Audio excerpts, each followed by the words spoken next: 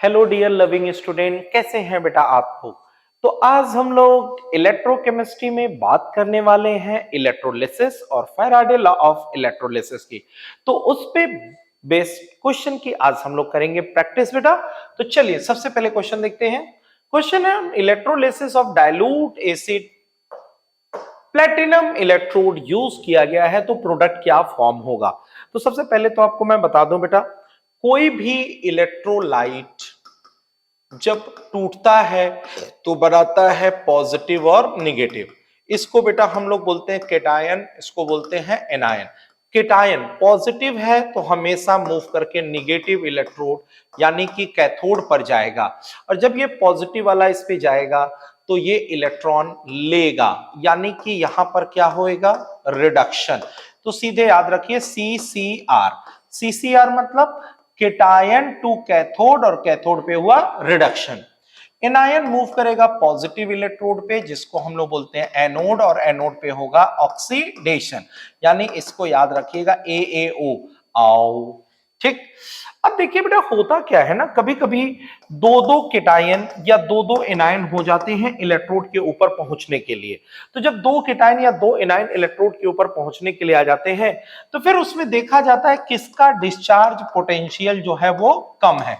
जिसका discharge potential कम है मतलब उसको इलेक्ट्रोड पे जाने के लिए कम एनर्जी की जरूरत पड़ेगी और वो इलेक्ट्रोड पर पहले जाता है।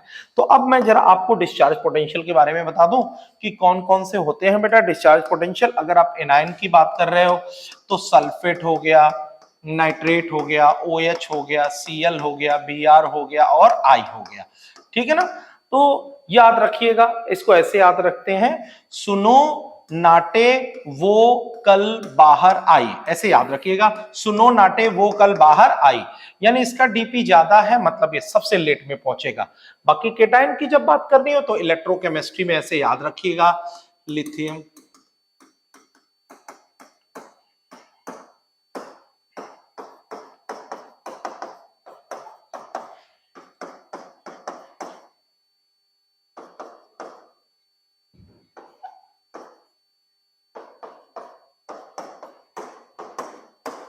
देखो बेटा इसको याद रखिएगा, ले के बारात काना मजे से आला मन जो करे फेंक दो कोई निगाहें सुंदर प्यार भरी हाइड्रोजन, और छापा, छापा माने CuHg AgPt और Au, यानी ये इलेक्ट्रोकेमिकल सीरीज में जो नीचे होते हैं उनका डिस्चार्ज पोटेंशियल कम होता है, वो इलेक्ट्रोड पर पहले पहुंचते हैं।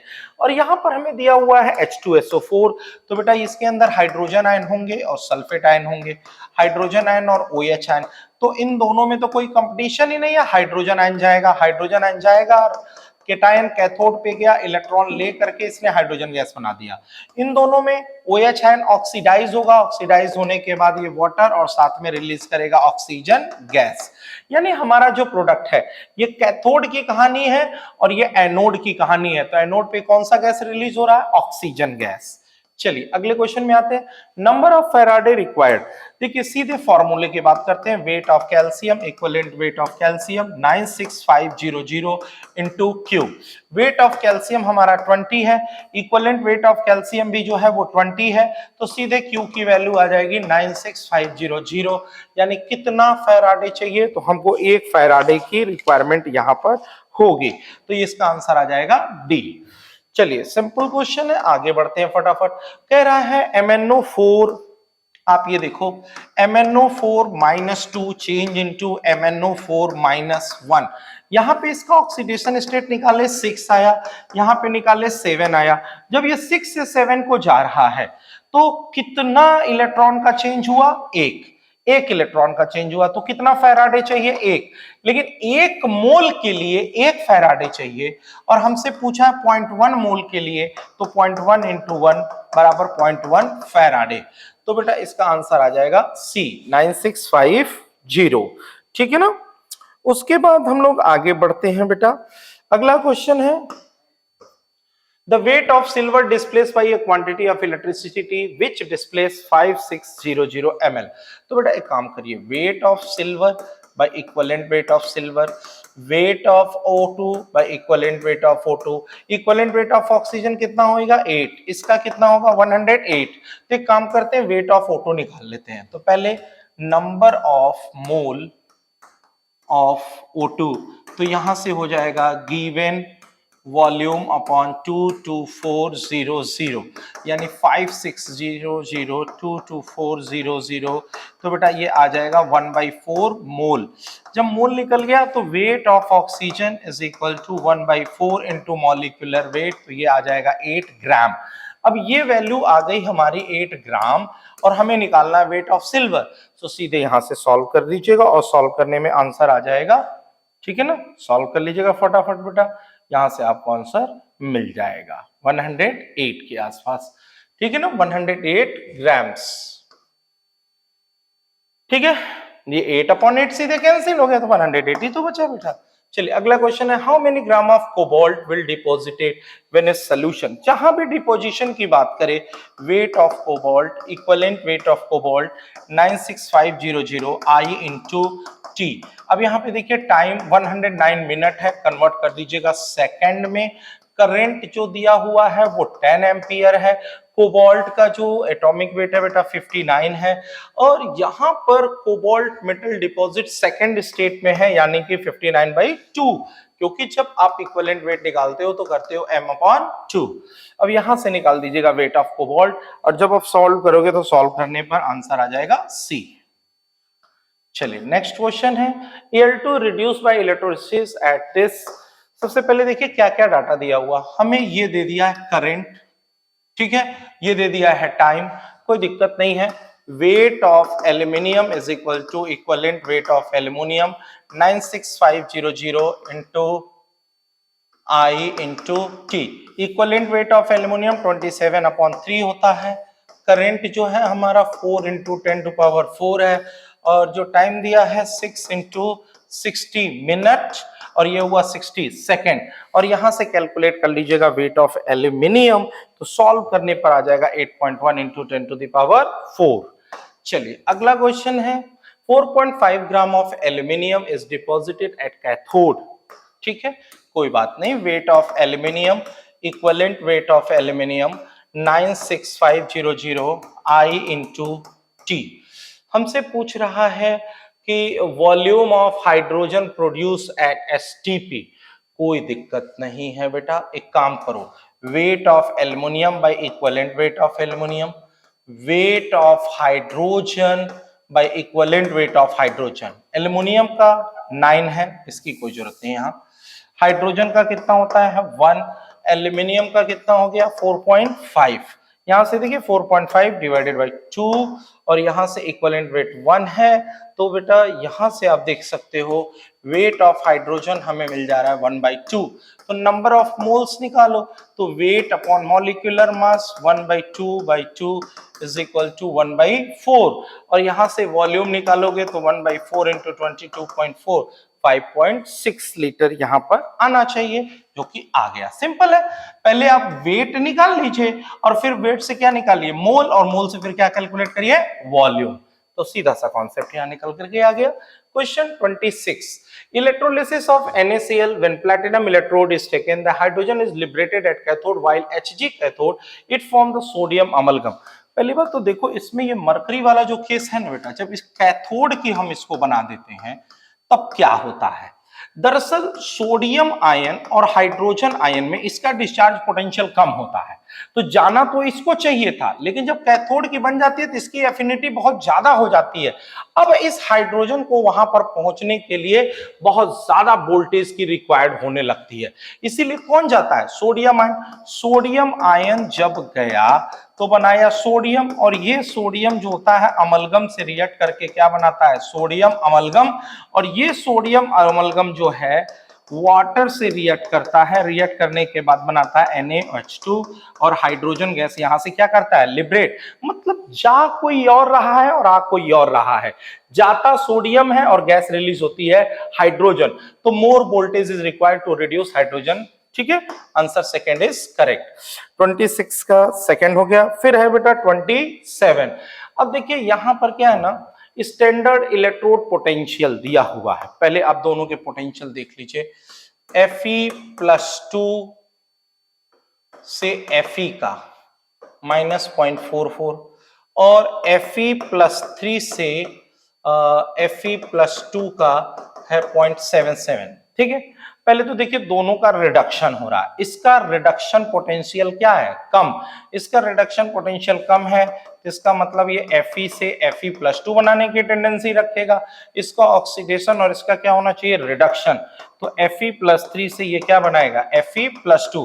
तो नेट रिएक्शन में देखेंगे तो इसका वैल्यू Fe+3 जो है वो क्या कर रहा है, घट रहा है, ये इसमें कन्वर्ट हो रहा है और इसकी वैल्यू क्या कर रही है, बढ़ रही है, यानी Fe+2 बढ़ रहा है और Fe+3 क्या कर रहा है, घट रहा है। एकदम सिंपल सा कॉन्सेप्ट है। अब मैंने इन दोनों रिडक्शन पोटेंशियल को देख करके डिसाइड किया, भाई इसका रिडक्शन पोटेंशियल कम है मतलब ये ऑक्सीडाइज होगा, इसका ज्यादा है तो ये क्या होगा, रिड्यूस, तो इसका ऑक्सीडेशन और इसका क्या करा दो, रिडक्शन, बस। On passing A current of this, आपसे पूछ रहा है स्ट्रेंथ ऑफ CuCl2, ठीक है ना। चलिए अगला क्वेश्चन देखते हैं।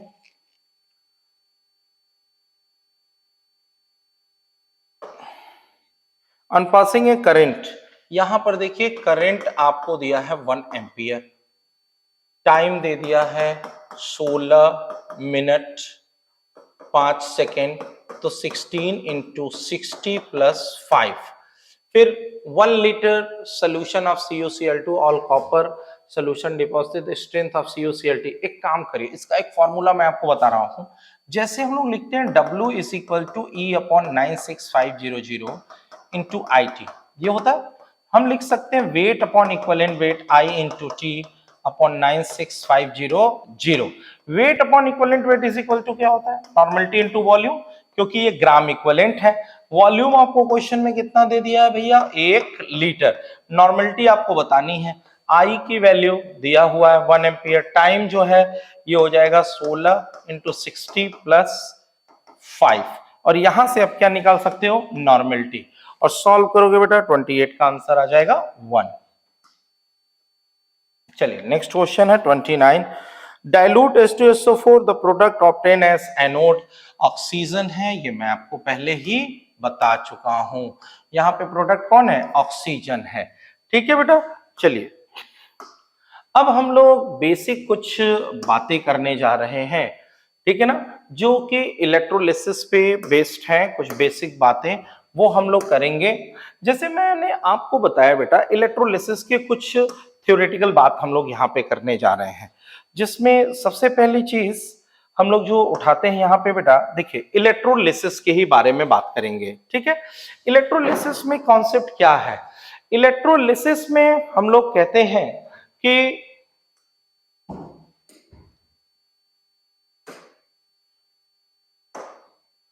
इलेक्ट्रोलिसिस में क्या होता है,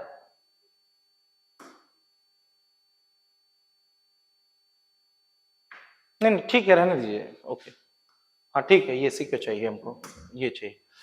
चलिए बेटा देखिए, हम लोग इलेक्ट्रोलिसिस की बात करने जा रहे हैं, और इलेक्ट्रोलिसिस में बेसिकली होता क्या है, आपको मैंने बताया कि देखिए बेटा, जब कोई भी इलेक्ट्रोलाइट जो होता है, कोई भी इलेक्ट्रोलाइट है, ठीक, किसी भी इलेक्ट्रोलाइट्स की आप बात कर रहे हैं, ठीक है, देखिए कोई भी इलेक्ट्रोलाइट जब टूटता है तो वो बनाता है केटायन और एनायन, केटायन कैथोड पे जाता है, एनायन एनोड पे जाता है, यहां पर रिडक्शन होता है और यहां पर क्या होता है, ऑक्सीडेशन।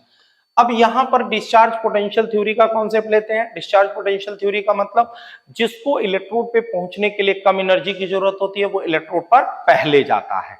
ठीक है, इसलिए एनायन और केटायन में जब भी आप कंपेयर करोगे, वो वैल्यू मैंने आपको बता रखा है, इलेक्ट्रोकेमिकल सीरीज में जो नीचे होता है वो पहले चला जाएगा, ठीक है। और एनायन में ऑर्डर जो मैंने लिखवाया था वो होता है। चलिए थोड़ी सी बात करते हैं हम लोग फैराडे लॉ ऑफ इलेक्ट्रोलिसिस की। सबसे पहले लॉ में आपने देखा कि वेट जो होता है वो डायरेक्टली प्रोपोर्शनल होता है क्वांटिटी ऑफ इलेक्ट्रिसिटी पास के, और W इज इक्वल टू हम लोग लिखते हैं ZQ। जेड क्या होता है? Electrochemical equivalent. इसका मतलब होता है कि एक कूलाम से जो भी वेट डिपॉजिट हो जाए उसी को हम लोग कहते हैं जेड। हम सभी लोग जानते हैं कि एक फैराडे हमेशा इक्विवेलेंट वेट के बराबर ही क्या करता है? डिपॉजिट करता है। 1 faraday always deposit equal to equivalent weight, यानी कि 1 faraday is equal to equivalent weight. तो 96500 is equal to equivalent weight, तो 1 coulomb is equal to E upon 96500। तो हमारा फॉर्मूला जो बना ZQ जो हम लिख रहे थे E अपॉन 96500 इंटू क्या हो गया? Q। ये हमारा निकला फर्स्ट लॉ। इसी फर्स्ट लॉ में W is equal to E upon 96500 I into T है। हम इसको लिख सकते हैं weight upon equivalent weight is equal to I into T upon 96500। और वेट अपॉन इक्विवेलेंट वेट को कहते हैं gram equivalent weight, that is also equal to normality into volume. Weight upon equivalent weight I into T upon 96500। एक formula हमारा ये निकल करके यहां पर आ गया, ठीक है ना। दूसरी बात हम लोग कहते हैं बेटा, देखिए ये नॉर्मलिटी है, वॉल्यूम है, वेट है, ये है, सब कुछ है। एक क्वेश्चन और इसी पे पूछता है कि जैसे मान लीजिए कोई मेटल है, इसके ऊपर किसी दूसरे मेटल की कवरिंग की हुई है, तो सब कुछ दे देता है। पहले बताइए वेट बराबर डेंसिटी बराबर क्या होता है? Weight upon volume. तो density is equal to weight, volume बराबर होता है एरिया इंटू थिकनेस। तो वेट बराबर हो जाता है एरिया इंटू डेंसिटी इंटू क्या हो गया? थिकनेस। ये निकल गया। और W इज इक्वल टू आप लिखते हो E upon 96500 I into T। अब इस वेट की जगह ये लिख दोगे तो फॉर्मूला हो जाएगा area into density into thickness is equal to EIT upon 96500। ये देखिए तीन तरह के फॉर्मूले यहाँ पे मैंने बताए। बेसिक फॉर्मूला जो है हमारा ये है, इसके बाद जो फॉर्मूला है वो ये है, और इसके बाद का फॉर्मूला जो है ये है। तो ये बेटा तीन तरह के फॉर्मूले हम लोगों ने इसमें देखे हैं। अब अगला देखिए बेटा, जैसे हम लोग सेकेंड लॉ की जब बात करते हैं, जब हम सेकेंड लॉ की बात करते हैं तो कहते हैं if quantity of electricity is same, Q की वैल्यू क्या हो जाए? कांस्टेंट। Q की वैल्यू क्या हो जाए? कांस्टेंट। ये वैल्यू ऑलरेडी क्या है? कांस्टेंट। तो W डायरेक्टली प्रोपोर्शनल किसके होगा? E के। W by E is equal to क्या हो गया? कांस्टेंट, यानी W1 upon E1 is equal to W2 upon क्या होता है? E2। ये एक फॉर्मूला होता है। इसकी पहचान क्या है? इसकी पहचान ये है सेल कनेक्टेड इन सीरीज होना चाहिए। सेल कनेक्टेड इन क्या हो? सीरीज। या बोले सेम करंट क्या कर रहा है? फ्लो। तो समझ लीजिए वहां क्या लगाना है? Second law. जब बोले वेट डिपॉजिट या टाइम कैलकुलेट करो तो वहां पे आपको समझ जाना है फर्स्ट लॉ लगाना है। जैसे मान लीजिए यहां पर मैंने जो है एक जिंक को जिंक सल्फेट में डुबा दिया, इधर हमने जो है कॉपर को जो है कॉपर सल्फेट में डुबा दिया, यहाँ पर जो है सिल्वर को जो है मैंने सिल्वर नाइट्रेट में डुबा दिया, और बोला सेम क्वांटिटी ऑफ इलेक्ट्रिसिटी सबसे पास कर रही है। तो weight of zinc by equivalent weight of zinc, weight of copper by equivalent weight of copper, weight of silver by equivalent weight of silver. ये होता है बेटा हमारा सेकेंड लॉ। इसके बाद जब हम लोग बात करते हैं फर्दर बेटा, ठीक है, तो जैसे कोई भी रिएक्शन हमें दे देता है, कहता है MnO4 चेंज इनटू Mn+2, इसमें कितनी क्वांटिटी ऑफ इलेक्ट्रिसिटी की जरूरत पड़ेगी? तो आप यहाँ पे इसका ऑक्सीडेशन स्टेट निकाले, +7 आया, इसका 2 आया। +7 से 2 जाने में कितने का चेंज हुआ? 5 का। तो कितना फैराडे चाहिए इसको? 5। ऐसे ही अगर मान लीजिए सोडियम आयन है, एक इलेक्ट्रॉन लेकर के सोडियम में जा रहा, तो यहां पर इसका +1 है, यहां पे 0 है, चेंज कितने का हुआ? 1। तो कितना फैराडे चाहिए इसको? 1 फैराडे। इसी तरह बेटा मैग्नीशियम आयन है, 2 इलेक्ट्रॉन ले करके ये क्या बना रहा है? मैग्नीशियम। तो यहां से देखिए ये +2 से 0 गया, तो कितने का चेंज हुआ? 2। तो कितना फैराडे चाहिए? 2 फैराडे। इस तरह से भी हम क्वेश्चन सॉल्व कर सकते हैं, जहां पर के हमें कोई भी रिएक्शन दे देता और पूछता है कितने फैराडे की जरूरत होगी। लोग पूछते हैं 1 फैराडे क्या होता है? What is 1 Faraday? 1 फैराडे का मतलब क्या होता है बेटा? ठीक है ना। तो देखिए 1 फैराडे की जब बात करते हैं तो 1 मोल इलेक्ट्रॉन जो चार्ज कैरी करे, चार्ज कैरीड बाय 1 मोल इलेक्ट्रॉन, ठीक है ना। हम लोग बोलते हैं 1 मोल इलेक्ट्रॉन का मतलब होता है 6.023 10 टू द पावर 23 इलेक्ट्रॉन, और एक इलेक्ट्रॉन पर जो चार्ज होता है वो 1.6 इंटू 10 टू पावर माइनस 19 होता है। तो 6.023 10 टू द पावर 23 पे कितना होता है 1.6 into 10 to power minus 19 into 6.023 10 to the power 23 coulomb. ये हमने यहाँ पे क्या कैलकुलेट कर लिया, चार्ज, और इसको सॉल्व करोगे तो आएगा 96500 कूलाम। इसका मतलब ये आया बेटा, एक मोल इलेक्ट्रॉन के ऊपर जो चार्ज होता है, एक मोल इलेक्ट्रॉन के ऊपर जो चार्ज होता है उसी को हम लोग बोलते हैं 1 फैराडे। और किसी भी रिएक्शन के अंदर अगर 1 फैराडे आपको कैलकुलेट करना है तो आप कर सकते हैं। जैसे मैंने यहां पे लिया बेटा 2H2O2, या ऐसे करते हैं ना हम, H2O है, इसकी इलेक्ट्रोलिसिस कराए H2 और हाफ O2 में। आप देखिए तो इस पे चार्ज -2 होता है, इस पे 0 होता है। चेंज कितने का हुआ 2, तो कितना फैराडे यहाँ पे चाहिए 2 फैराडे। ये बताओ बेटा, ये कितना मोल है 1 मोल, ये कितना मोल है 1 मोल, ये कितना मोल है हाफ मोल। बताइए कितना फैराडे चाहिए 2। अब यहाँ पे कई क्वेश्चन, 1 मोल इलेक्ट्रोलिसिस के लिए कितना फैराडे 2, 1 मोल हाइड्रोजन बनाने के लिए कितना फैराडे 2, हाफ मोल O2 बनाने के लिए कितना फैराडे 2। मोल से तो फैराडे हो गया। अब ये फैराडे से यहाँ पे भी क्वेश्चन बन सकता है कि अगर मैं 2 फैराडे पास करूं तो कितना इलेक्ट्रोलिसिस होगा 1 1 हाफ, इस तरह से भी। दूसरी बात, अगर मैं आपसे कहूं 2 फैराडे पास करने पर कितना गैस इवॉल्व होगा, तो याद रखिएगा जब भी गैस की बात होगी तो उसमें H2 और O2 होगा, ये 1 मोल होगा और ये हाफ मोल होगा। टोटल कितने मोल हो जाएंगे 1.5 मोल। तो ये ध्यान रखिएगा बेटा। तो ये देखिए इलेक्ट्रोलिसिस का एक मैंने आपको शॉर्ट में जो है वो रिवीजन करा दिया कि इलेक्ट्रोलिसिस में Faraday law of first electrolysis, Faraday law of second electrolysis, उसके बाद इलेक्ट्रोलिसिस का क्या कॉन्सेप्ट है, कौन केटायन जाता है, कौन एनायन जाता है, कब जाता है, ये सारी बातें बता दी। क्योंकि बेटा देखो इलेक्ट्रोलिसिस 3 तरह का, एक होता है मोल्टेन का। मोल्टेन में क्या होता है, मोल्टेन में ना बेटा एक्वस नहीं होता है, सिर्फ केटायन और एक एनायन होते हैं, तो वहां पे कोई कंपटीशन नहीं है। एक केटायन कैथोड पे चला गया, एनायन एनोड पे चला गया। जब एक्वस लेते हो तो एक्वस के अंदर हाइड्रोजन आयन और OH आयन भी आ जाते हैं, तो वहां पे देखना होता है कि कौन जा रहा है और कौन आ रहा है, ठीक है ना। लेकिन जब हम लोग इलेक्ट्रोड और इलेक्ट्रोलाइट सेम कर देते हैं तो उसमें बस सिंपल सी बात याद रखिएगा, उसी इलेक्ट्रोड का ऑक्सीडेशन होना, उसी इलेक्ट्रोड का क्या होना है, रिडक्शन। सपोज कॉपर को आपने कॉपर सल्फेट में डुबाया, जैसे ही कॉपर का ऑक्सीडेशन होगा सॉल्यूशन में कॉपर आयन आएंगे, कॉपर आयन का कंसंट्रेशन बढ़ने लगेगा, लेकिन फिर हमें सॉल्यूशन को न्यूट्रल करना है, न्यूट्रल करने के लिए फिर वो कॉपर आयन जाके उसके ऊपर डिपॉजिट होने लगेगा। तो इस तरह से उसी इलेक्ट्रोड का क्या हो रहा है, ऑक्सीडेशन, और उसी इलेक्ट्रोड का क्या हो रहा है, रिडक्शन। तो बेटा आज के लेक्चर में हम लोगों ने देखा इलेक्ट्रोलिसिस और इलेक्ट्रोलिसिस पे बेस्ड क्वेश्चन। अब अगला जो लेक्चर हम लोग का है बेटा, जिसमें हम लोग बातें करने वाले हैं इलेक्ट्रोड पोटेंशियल की, और इलेक्ट्रोड पोटेंशियल में नॉस्ट इक्वेशन, इलेक्ट्रोकेमिकल सीरीज, ये सारी बातें हम लोग करेंगे बेटा अगले टर्न पे। तो रोज आपको बेटा ये जो शॉर्ट वीडियो भेजे जा रहे हैं इसको आप लोग जरूर देखिए, थ्योरी भी देखते रहिए, जो भी आपको डाउटफुल लगता है उसको आप बताइए, मैं और इसको जो है आपके थ्योरी के वीडियो लेक्चर्स बना के आपको सेंड करता रहूंगा। तब तक के लिए बेटा आप इन प्रॉब्लम्स को सॉल्व करते रहिए, रिवाइज करते रहिए। ये सारे इलेक्ट्रोकेमिस्ट्री के प्रीवियस ईयर क्वेश्चंस हैं और बहुत अच्छा करेंगे बेटा। इस समय देखिए टाइम थोड़ा क्रूशियल चल रहा है, लेकिन आप अपना हिम्मत मत हारिए, अपना कॉन्फिडेंस मत लूज होने दीजिए और कंटिन्यूअस लगे रहिए बेटा, मेहनत करते रहिए, सफलता आपको जरूर मिलेगी। थैंक यू सो मच बेटा, ऑल द बेस्ट।